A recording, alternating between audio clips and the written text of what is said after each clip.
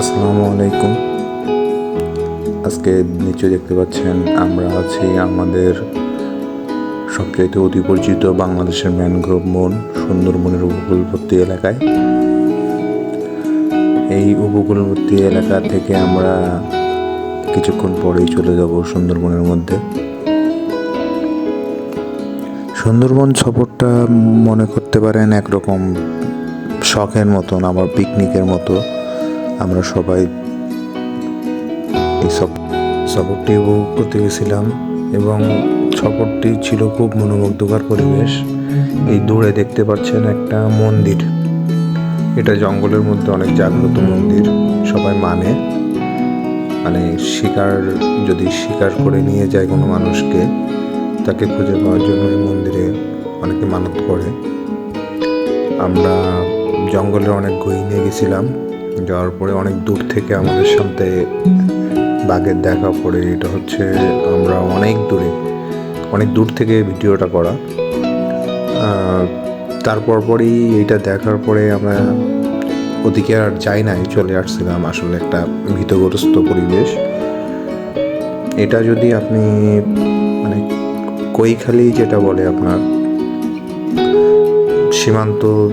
সীমান্ত তীরবর্তী এলাকা, আমরা যে সাইড দিয়ে গেছিলাম ওই নদীর ওপাশটা হচ্ছে আপনার ইন্ডিয়া পড়ে।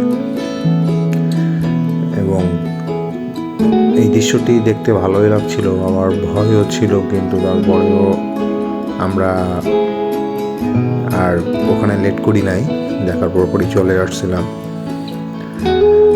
তারপরে আমরা ওখান থেকে আপনার হচ্ছে অন্য একটা নদীর সাইড বেয়ে খুব দ্রুত ওখান থেকে অতিক্রম করি। আসলে শীতের সময় তীরবর্তী অঞ্চলে আপনার হরিণ কিংবা বাঘের দেখাটা বেশি পাওয়া যায়। যদি গ্রাম অঞ্চলে বাঘের একটা চাপ থাকে, সেটা হচ্ছে আপনার শীতের সময়।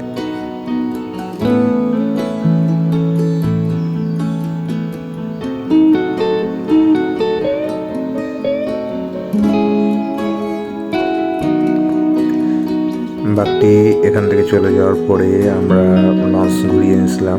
নেওয়ার পরে আমরা বনের একটা সুন্দর পরিবেশে নামি। সেখানকার কিছু ভিডিও ফুটেজ আপনাদেরকে দিচ্ছি, দেখেন। উপভোগ করার মতো পরিবেশ।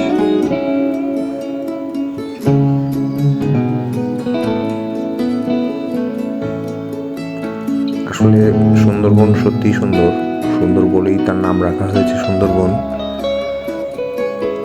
টুরিস্টরা যখন আসেন, তারা সুন্দরবন অবশ্যই ভ্রমণ করেন এবং তারা সুন্দরবন এর একটা মনোমুগ্ধকর পরিবেশের বর্ণনা দেন সবসময়।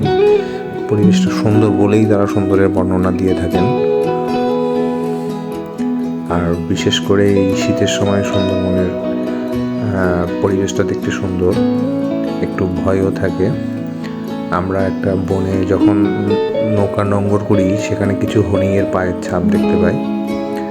দল বেঁধে হরিণগুলো আসছিল আপনার এই বনে পানি খাইতে কিংবা আপনার গাছের পাতা খাইতে, নতুন যে গজানো পাতাগুলা।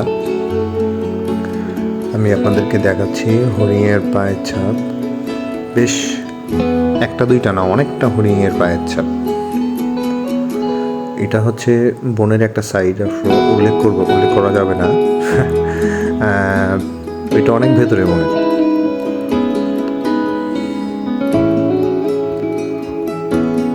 এই যে আপনারা এবার দেখতে পাবেন যে অনেকগুলা হরিণ এক সাইড দিয়ে আপনার দৌড়ে বনের ভেতরে গেছে আর কি। এখান থেকে চলাচল করছে, ওই জিনিসটা বোঝা যাবে। এই হচ্ছে চলাচলের রাস্তা।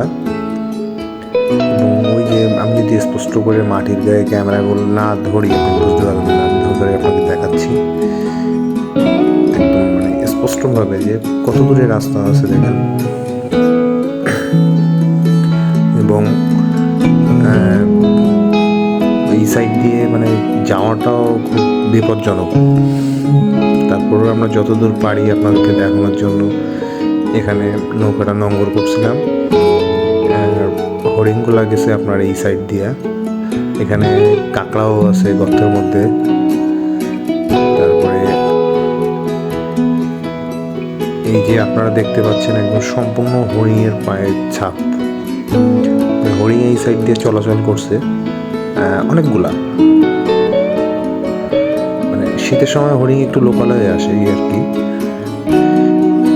সুন্দরবন নিয়ে আমাদের অনেক ভিডিও আছে, ফুল বিস্তারিত ভিডিওটি আপনাদের সামনে তুলে ধরবো।